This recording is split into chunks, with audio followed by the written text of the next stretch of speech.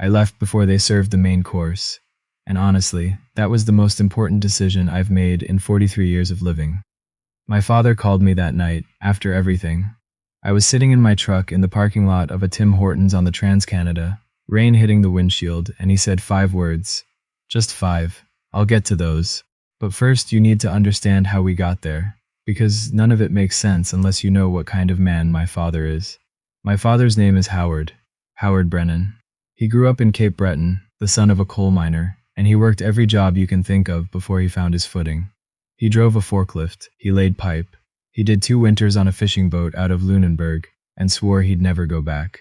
He wasn't educated in any formal sense, but he was the smartest person I knew, the kind of smart that comes from paying attention. He noticed things, he remembered things, he never forgot a detail about anyone he met, and he genuinely cared about people in a way that most of us have to consciously practice.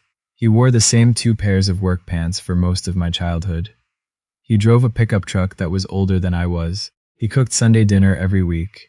Always the same pot of chowder, always too much of it, always gave the leftovers to the neighbors. He didn't talk about money. He didn't talk about a lot of things, actually.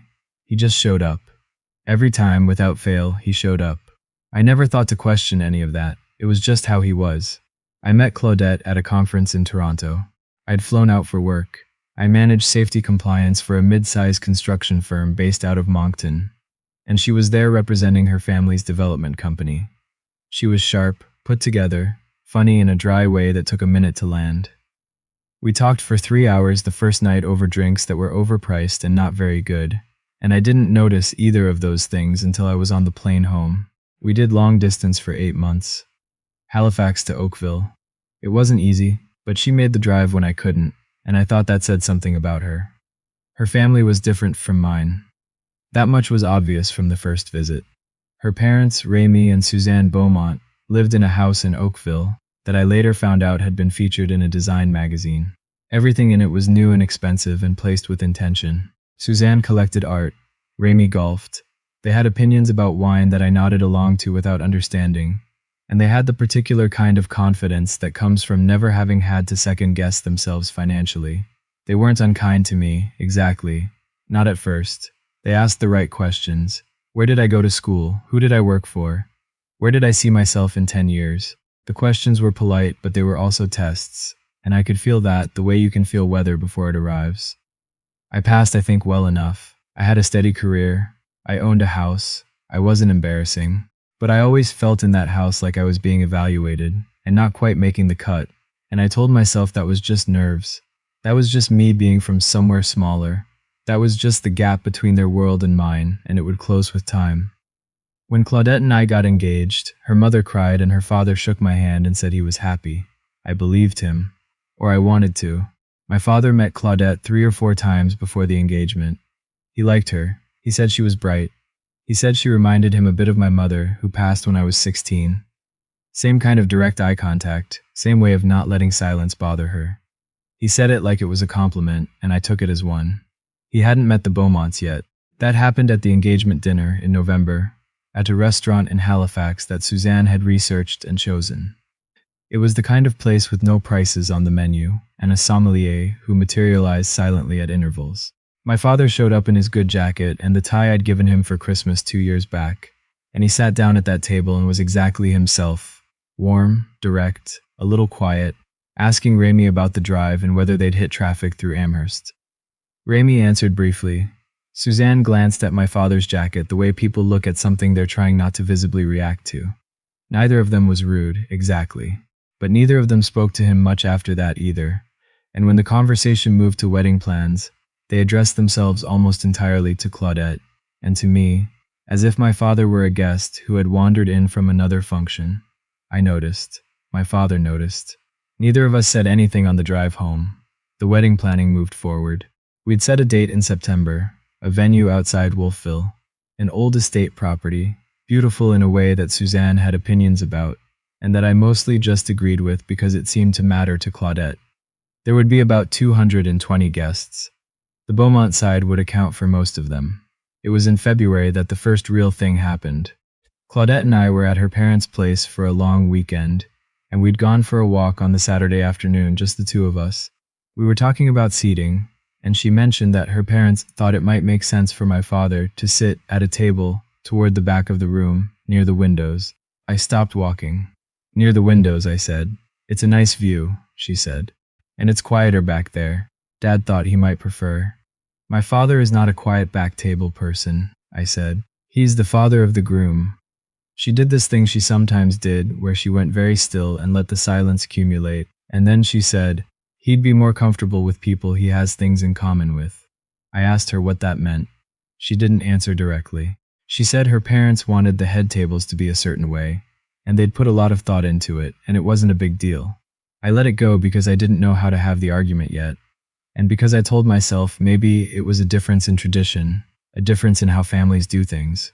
But it sat with me. In April, my father drove down to Halifax for Easter. We had chowder, the same as always. He asked about the wedding plans.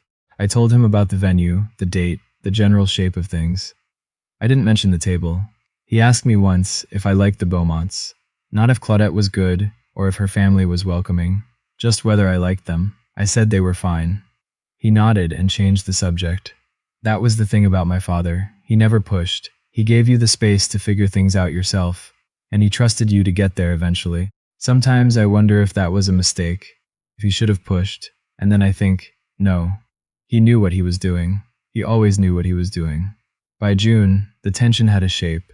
Suzanne had strong opinions about the rehearsal dinner, which my father was expected to contribute to financially, and which she had already planned entirely without consulting him. There was a moment on a phone call where she said, and I'm quoting as best I can remember, I just want to make sure the evening reflects a certain standard. And I understood that what she was saying was that my father's involvement should be limited to the cheque. My father wrote the cheque. He didn't comment on it. I told Claudette that I needed her to talk to her mother. She said her mother meant well. I said her mother had put my father at a back table and planned a dinner she expected him to pay for without asking what he wanted. Claudette said I was making it bigger than it was. That was the summer I started to understand the difference between someone who thinks a problem is real and someone who thinks a problem is only real if it inconveniences them. The wedding was a Saturday in September. The estate was genuinely beautiful. Long lawns, old oak trees, the valley below turning early. My father drove himself, which I'd tried to argue against, and he arrived in his good jacket and a new tie that he hadn't told me about, and he looked exactly right. He looked exactly like himself, which is always exactly right. The ceremony was fine. More than fine, actually. There was a moment when I looked down the aisle and saw Claudette and thought, this is real, this is happening, I love this person, and I want to be wrong about the rest of it. The reception is where everything went. We were maybe 40 minutes in. Dinner had just been served. I was at the head table, which was raised slightly, and the room was loud in the good way. Rooms get loud when people are eating and talking, and the wine has been going a while. I looked up to check on my father's table. He was in the middle of the room, which was better than the windows. I'll give Suzanne that small concession, and I could see he was talking to the couple beside him, smiling, comfortable. And then Rémi's brother, a man named Laurent, leaned across the table to say something to the man beside him. I couldn't hear it. I saw my father's expression shift, just slightly. The way someone's face changes when they've heard something, but decided not to react. The man beside Laurent laughed, and my father looked down at his plate and said nothing. I watched this happen. I didn't know what had been said. I found out about 20 minutes later from my cousin Allie, who'd been sitting 2 tables over. She came up beside me during a break between courses and said quietly, "Do you know what Laurent said about Uncle Howard?" I said no, she told me. Laurent had said loudly enough that the table heard that he hadn't realized we were inviting the help. 220 people, 40 odd at the surrounding tables. My father sitting there with his new tie and his chowder hands and his coal miner's sun bearing, and Rémi's brother looking at him and seeing someone who did not belong. I looked at Claudette. She was talking to her cousin on her left. She was laughing at something. I said her name. She turned, still smiling. I said, "Did you hear what Laurent said?" The smile stayed a beat too long, and then she said, "Laurent can be a lot. He doesn't mean anything by it. He doesn't mean anything by it." I sat with that sentence for about 30 seconds. I looked across the room at my father, who was cutting his food and not looking at anyone, and I thought about every single moment in the last year where I had told myself I was overreacting. The table placement, the rehearsal dinner, The standard Suzanne wanted things to reflect. Claudette saying her mother meant well. Claudette saying I was making it bigger than it was. And now this. Someone calling my father, at my wedding, in a room full of people, the help, and the woman I was marrying was already explaining it away before I'd finished hearing it. I set my napkin on the table. I said, "Excuse me." I walked across the room to my father's table. Laurent was on the far side, talking to someone else, glass of wine in hand. I stood at the end of the table. My father looked up. "Hey," I said. "Hey," he said. I heard what he said. My father looked at me for a moment. He said, "It's fine." I said, "I know it's fine, you're fine. That's not what I'm talking about." I turned and I looked at Laurent and I said his name, and he turned from his conversation. I said calmly, with the whole table listening, that he'd made a comment about my father. That the comment was not something I was willing to let pass on my watch, at my table, in a room where my father was a guest of honor. I said if he had something to say about my family, this was his opportunity. He didn't say anything. He looked down at his wine glass. Then I walked back to the head table. Claudette was watching me. She looked not upset, exactly, careful, like she was calculating. I sat down. I said, "I need to know if you think what he said was acceptable." She said, "I think you made a scene." I said, "I need to know if you think what he said was acceptable." She was quiet for a moment. Then she said, "My family has been nothing but generous with this wedding, and I think you're being very sensitive about your father." I heard that. I really heard it. I thought about what it would be like to spend 30 years hearing variations of that sentence. I thought about Christmas dinners and family visits, and every future moment where something happened to my father, and Claudette decided I was being sensitive. I thought about my father at the back table. I thought about the check he wrote without complaint. I thought about my mother, and how my father had spent 27 years talking about her, like she'd just stepped out of the room. Like missing her was just something you lived inside, permanently, without complaint, because that was what you did. I stood up. I said, "I have to go talk to my father." She said my name sharply. I said, "I love you. I have thought about this for a long time. I don't think we should do this."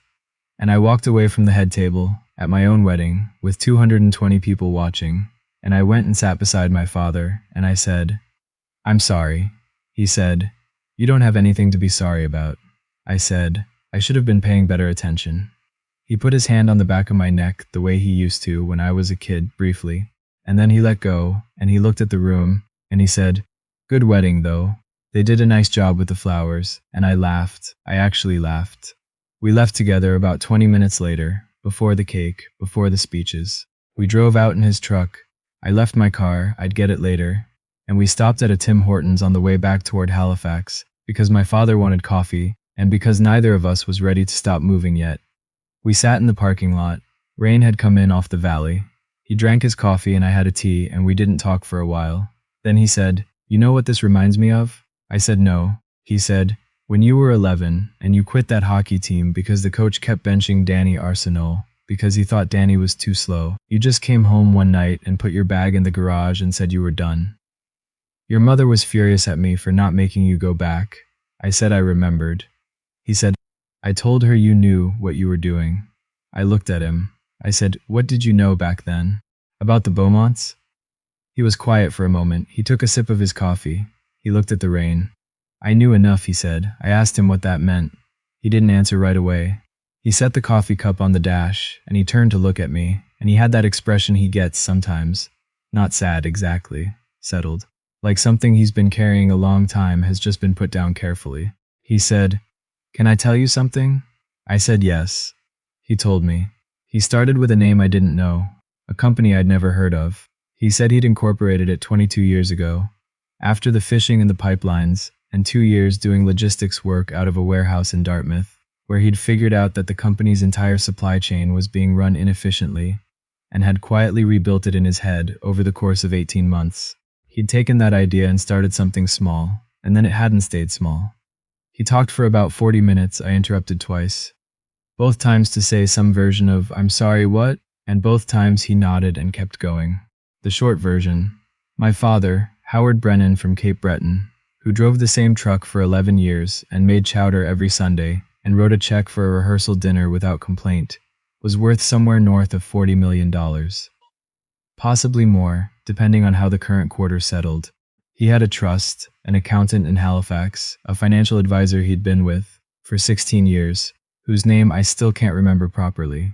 And he had structured everything so that it was quiet and clean and entirely out of view.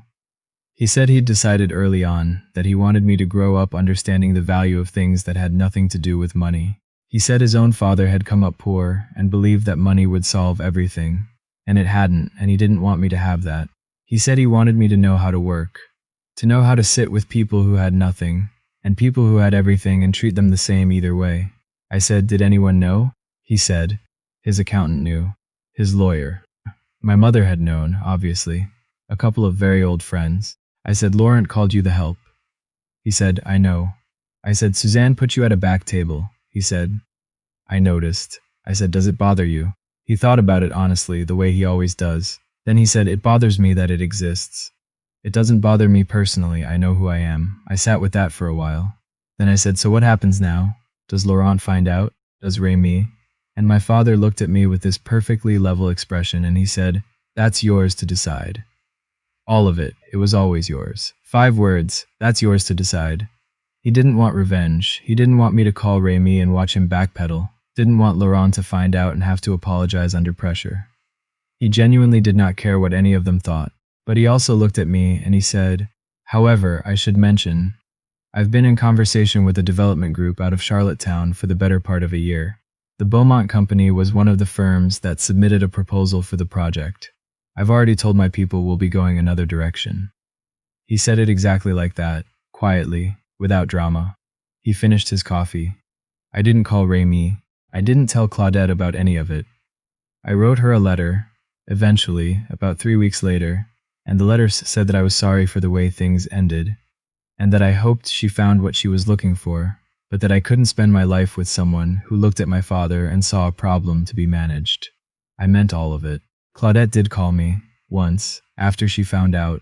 I don't know exactly how. Maybe her father figured it out through the business channels. Maybe it just became known the way things do. And she said some things that I don't need to repeat.